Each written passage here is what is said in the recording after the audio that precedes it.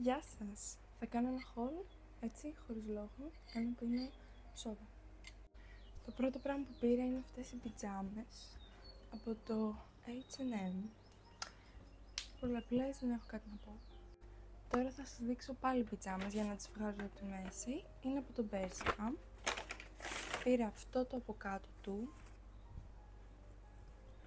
και το έκανα set με αυτό και πιστεύω είναι πολύ cute. Next, έχω αυτές εδώ τις μπαλαρίνες, το Stradivarius, οι οποίες είναι τόσο τέλειες, κοιτάξτε. Κάνω, ναι. Θέλω πολύ να πάρω μπαλαρίνες, αλλά δεν τις έπαιρνα γιατί φοβόμουν ότι μετά δεν θα τις φοράω, μόλις βγουν από τη μόδα. Τώρα τις έχει έκδοση και τις πήρα και να σας πω την αλήθεια, εμένα μου αρέσουν, οπότε. Μετά, κορίτσια, έχω αυτή τη φούστα, την τέλεια, την jean από το Stradivarius. Γενικά έψαχνα jean φούστα πάρα πολύ καιρό, γιατί έβρισκα πάντα στα thrift μόνο κοντές και επειδή δεν νιώθω άνετα με τόσο κοντή φούστα, πήρα μία από το Stradivarius και τέλος.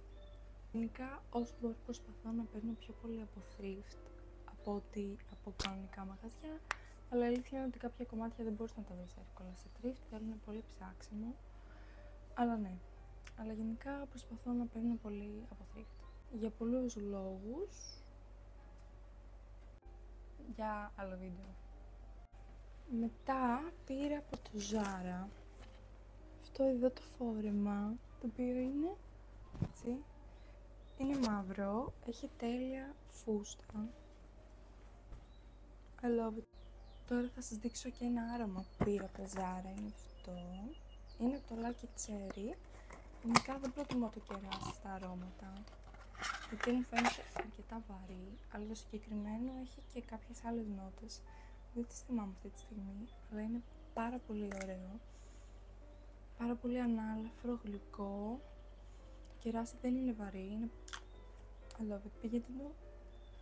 Πηγαίνετε να το μιλήσετε. Άφησα το καλύτερο για το τέλος. Πήρα αυτό εδώ το βιβλίο από το Public, το οποίο μόλις διάβασα τον τίτλο, απλά το πήρα κατευθείαν. Λέγεται «Η γενιά της ντοπαμίνης». Πόσο τέλειο παίζει να είναι αυτό το βιβλίο. Γενικά με ενδιαφέρει πάρα πολύ το όλο θέμα του να βρεις την ισορροπία στη ζωή σου και να μην αναζητάς συνεχώς την ντοπαμίνη, γιατί ζούμε σε ένα σύστημα καπιταλιστικό. Αυτό συνεπάγεται με πολλά πράγματα. Άλλο βίντεο και αυτό, αλλά το βιβλίο πρέπει να είναι τέλειο.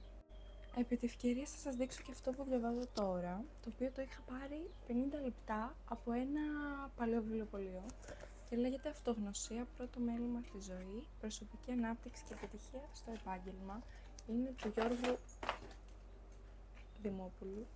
Καταπιάνεται γενικά από πολλά θέματα, μιλάει για πάρα πολλά πράγματα, τα οποία δεν θα σου ερχόντουσαν στο μυαλό όταν θα έβλεπες ότι αυτός είναι ο τίτλος.